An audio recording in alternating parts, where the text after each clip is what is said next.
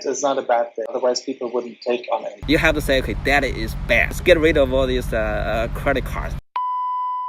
Debt came from many ways, but the initial problem started from 1974, when the government started borrowing from private banks instead of our free interest rate Central Bank of Canada.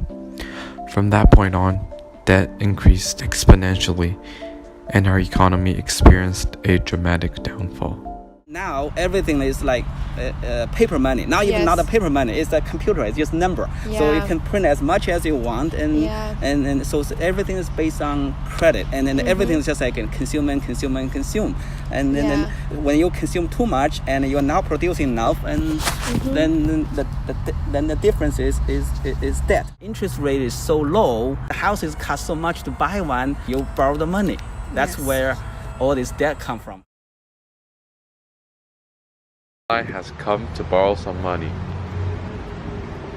Hi, how may I help you? Hi, I'd like to make a loan of $900. Okay, just to let you know that the interest rate will be 5% for 12 months. Okay? 5%? Yeah. Sure, I can handle that. Okay, and then you can handle. Okay, here's your $900. Thank you. Thank you. Caroline has used the $900 she has borrowed from the bank to purchase an axe. And using this axe, she has to work really hard in order to pay back the $900 she had borrowed. Year supply of wood. Would you like to buy it for $945? Alright. Yes. Hi, how may I help you? Hey, I've got a $945. Thank you so much. Hey, here's a year's supply of branches. Would you like to buy them for $945? No, I don't have money. Why? But why? It's only $945. The bank only created $900. The $45 is extra. It never existed. But they charged me $45 in interest. That's none of my business. Bye. Hi, how may I help you? You see, the thing is, I cannot return the $945 because it was never created, and that's all I have. But that's like my Lend the money to people who can't afford it. Yes. And then when the houses prices go down, and they default it on the loans, and then all the houses basically give back to the banks. The student loans and auto loans. One of the reasons actually is mortgage debt. So when you say get a house, get an education. 比如说人们要 lease 车，人们日常的消费是用 credit card，所以这个时候也会有一些 debt 在上面。 So you can't raise the tax, you can't cut the benefits, and the only one option means borrow money, print money. So make everybody happy. Debt income ratio 最高的那个 level 应该是在 income 在前50%到75%这25%的人之间的，也就是说，对这部分人来说，他们是有一个相对稳定并且高的未来收入，所以在他们而言，欠钱并不是一个大问题，因为他们未来的收入会很高，而且很稳定，所以他们有足够的能力去 pay back。但是，在数据里面显示的是，收入最低的25%那一群人，他们的 debt income ratio 是非常低的，因为这个时候他们没有能力去偿还这些债务，所以他们就不愿意去更多的借钱。有钱偿还的人他去借钱，没有钱偿还的人不去借钱，这个时候经济还是相对来说很 healthy。 From the mistakes our government has caused, severe consequences showed up and no one was able to solve. Central banks and lower the rates. The economy printed lots of money trying to get out of the financial crisis. All this printed new money go to the stock market. They go to the asset prices like houses. Houses go up a lot, and then the stock market goes up a lot. So all the asset prices has a huge inflation. And consumer debt as a percentage of GDP is about 100%. When the rate going higher and higher, the interest you have to pay to service the debt is going to be higher and higher. And that is going to be a huge drag on the consumer, on the consumer side. Because as I said, you have to just service this, you have to pay interest. If you raise the rates enough, interest rate too high to borrow, and then they're going to borrow less.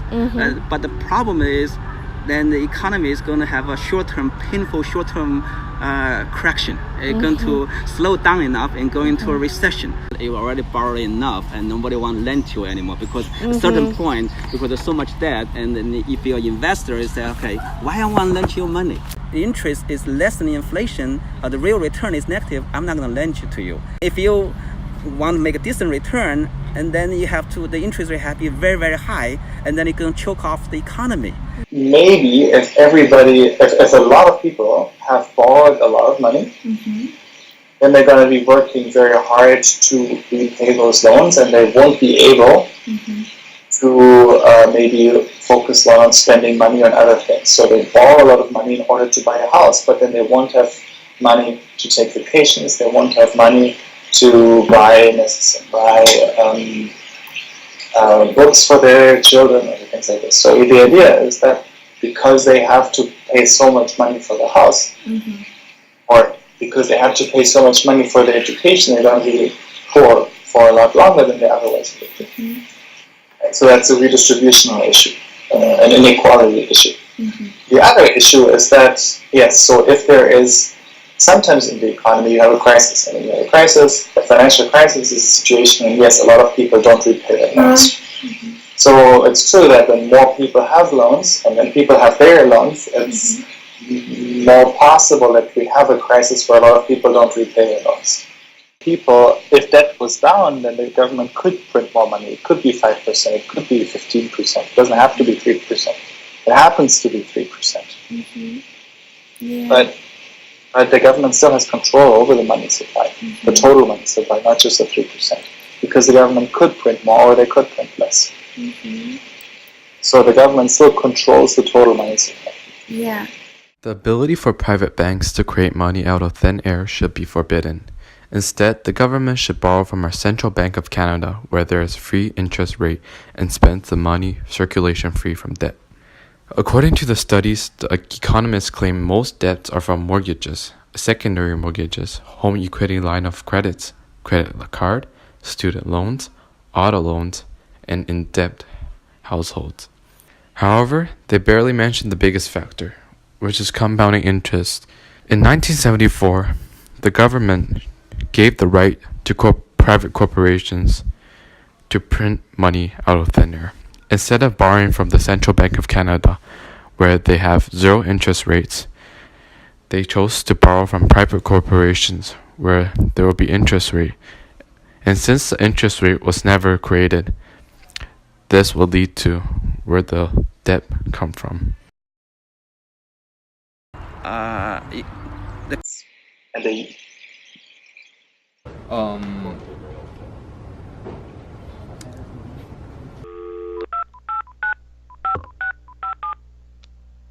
not much, to be honest. There's almost nothing you can do. Like with high debt, it's one of those things like, you don't put yourself into that situation, because if you are in it, there's very little we can do.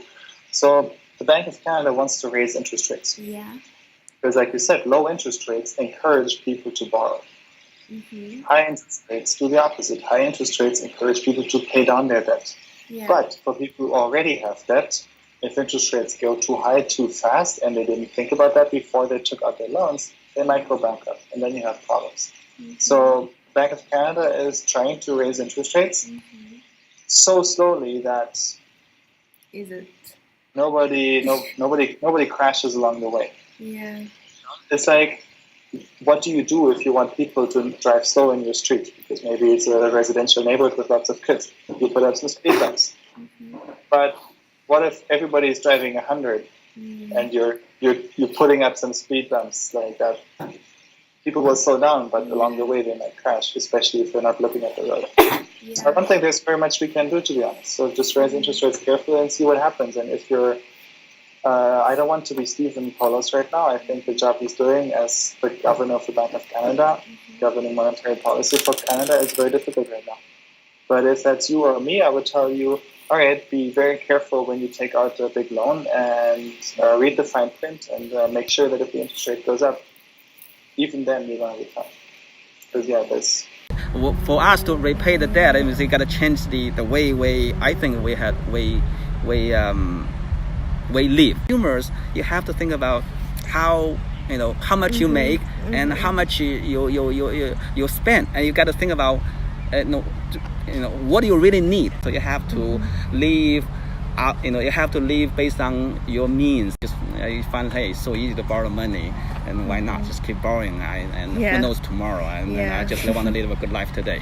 Banks, they lend to their consumers as what's called a prime rate. It's prime rate, and that's for lend to the the best consumers and the corporations, and the mortgage rates also turn to that, tied to that. When central bank raise the rates, and then the banks have to pay out more to investors to keep up with the higher rates, and the mortgage also go higher. Right now, the shape of the yield curve is kind of close to very flat. So that means the short-term yield are very close, not much different than the long-term. Flat meaning the market expect the central banks probably going to raise the later rate or maybe keep the rate. We never know when our economy might collapse, and we don't know what kind of system will be enforced for our next economy. But what we know is we have done it right before 1974, and we sure can make our economy right again together as one.